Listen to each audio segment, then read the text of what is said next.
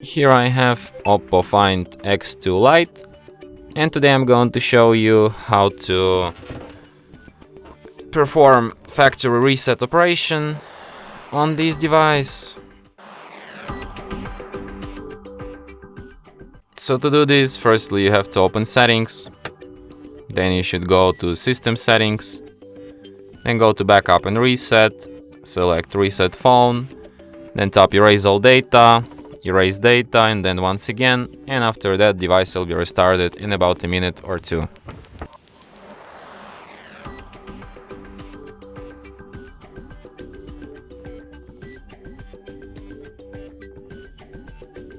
And that's it.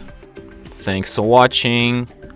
If you find this tutorial useful, don't forget to hit that like button and subscribe to our channel.